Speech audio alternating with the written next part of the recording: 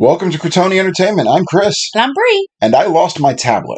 Oh, again? That's not relevant. Anyway, we're here talking about RangerStop, and we're doing a community highlight at the end of this video. Ooh, fun. So this is going to be a kind of like your grandmother's... it's a slideshow. Yeah, it's a slideshow. Your grandmother's slideshow. We put up the projector. We push it on the wall. Nobody actually wants to look at this. But we went to RangerStop Atlanta. It's the first time we've been. I don't know if it's the first time they did this particular one or if it's been a couple of years or not. But the whole Crotoni Entertainment team...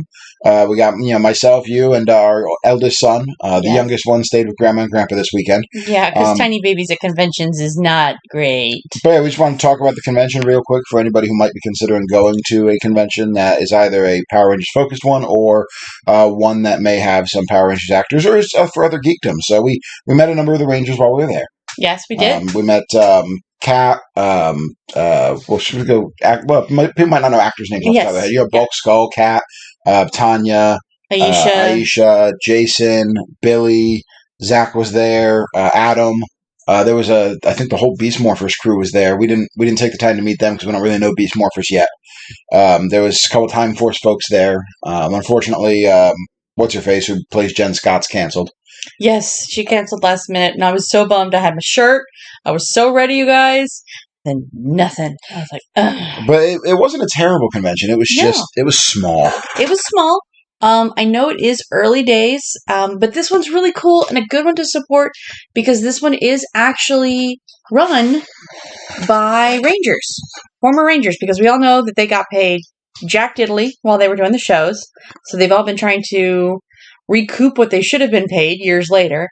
And now they do conventions, and it was great fun to go out and support them because they're so much now a part of our life with our kids, and they were so much a part of our life when we were kids. Mm-hmm. And it was standard convention format. So you had a vendor hall, and you had a autograph signing area. Wait. Favorite photo of the whole time. Yes. Julian covering his face Julian covering his face, because I do believe at that moment that I think Skull had actually made a joke and Julian was reacting to it. He was hilarious. Oh my God, so funny. Bulk and Skull guys. Jason Narvi was probably the funniest guy there. Paul Schreier, a very close second. They were absolute riots. They did a panel that was just Bulk and Skulls. It's called Bulk and Skulls Combat Academy, but it was mostly just them complaining about the job for 45 minutes, which was hysterical. Mm-hmm. And we attended the pictures are actually up now. We attended the panel of what was it called, Ranger Family Feud. Yeah, Ranger Family Feud. So it was all the Zeo and the Mighty Morphin that were at the convention. And they played a really just poorly executed game of Family Feud. The panels were not well constructed. Not yet, but they were so fun. They were goofy fun. There was their picture. There's Jason Narvi sneaking into the other group's answers there. Then we did Kat and Nakia's. I'm sure I'm pronouncing that incorrectly. Nakia. Is it Nakia? I heard Nakia from somebody. Nakia. I'm sorry. That's my bad. But they did a panel based off of their podcast that they do, where they had a Ranger trivia competition that they even got some of the answers wrong, which is pretty funny. Which is great. Yes. And the losing team had to eat some nasty crap. But it was just a good convention. It was small. There weren't a lot of vendors. There wasn't a lot of autograph area, but it was good. If you're in the Atlanta area, it's worth checking out next year. The lines weren't too bad. It was easy to get in and get some autographs for. And pictures with the Rangers. It was pretty simple. Yeah. There's not a whole lot more to say about it. The real focus of this video is going to be what comes up next. We're doing a community highlight today, where one of the people who subscribes to the channel actually sent us photos of his miniatures. We didn't actually talk if I could use his name or not. So I'm going to leave his name out today.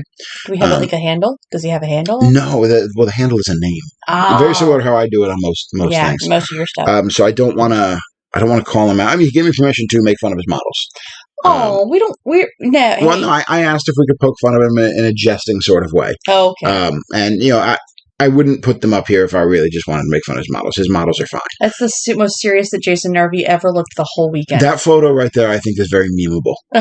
I haven't figured out how yet, but I feel like that photo right there could be memed very well for somebody who just doesn't give a crap. So we're gonna move in now to our community focus. This is somebody who actually watches our channel, somebody who's painting their own Ranger figures, and we want to showcase this just like we want to showcase personality. So we got Ranger Slayer first. Yeah, I think good job's been done here. The color blocking is clean. Yes, the colors are strong. Yes, the base needs a little cleanup. Not a big deal there. That's normal. Basing can make such a big difference on how a model looks overall, but the color blocking is strong. There's not an excessive amount of highlighting here, which it could benefit from, but it's not going to hurt it that it's not there. We've got his Super Putties. Super Putties, always a go-to. They're clean. They look very similar to my Super Putties. Yep. I don't know if that's because you watched our video. I'm going to say it is, or it's just because putties look like putties. Putties is putties is putties. Putties is putties. Again, my only real gripe here is that the bases could be cleaned. I actually, in one of these photos, I forget which one, I cropped out a Bran Flakes cereal box, which I thought was entertaining. But you gotta have snacks. Yeah, we have the Hyperforce team. There's a little more basing going on in this one. We've got some color blocking on the bases. Again, the colors are clean. They're crisp. They're bright. That yellow has good coverage. That yellow has amazing. You did a good job there on Jack. Yeah, there's some good stuff going on here. So here's the Hyperforce team. It's looking pretty good. Up next, here we go. We got this is the worst picture. This is the mini faces of all of these miniatures are terrible and belong in the trash. No, they're really good for being Tommy. I can't say nice things about these minis. They're really good minis. I can't do it. Pay job for being Tommy. I can't do it. It's Tommy. No, I'm not touching this one. But we got Primatar. Primatar, again, good color blocking, good coverage. The one thing this could benefit is probably a wash on the fur. Get a little definition. Because Primatar does have that weird jester thing around his collar.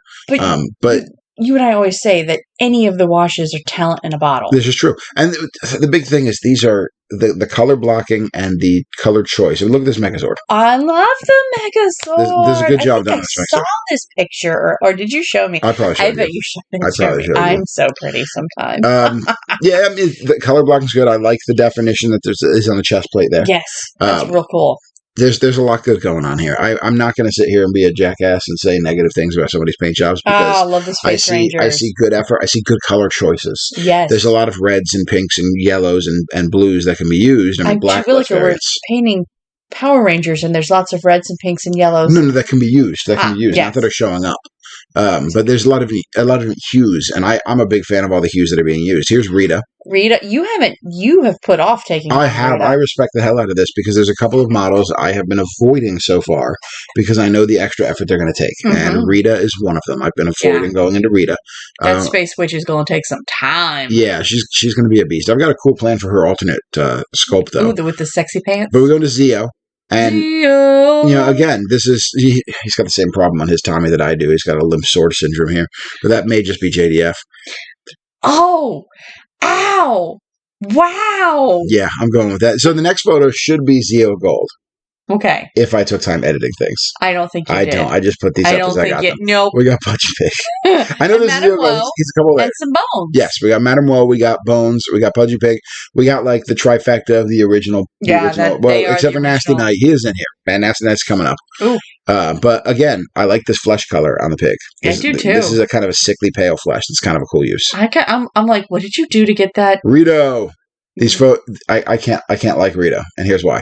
This photo came into me before our Rito video posted, so clearly it's not off of my tutorial, so I can't like it. It's a rule. Wow, that's Commander Crayfish is good. I mean, I think Commander Crayfish is hard to screw up, but he looks good. He's a fun model, man. He is. He's easy, but he's fun. You know. So then we got the Psycho Rangers. I hated these models. I know you did love, but there are a lot of people out there who have all the love for the Psycho Rangers. I didn't say I hate the Psycho Rangers. I said I hated these models. Well.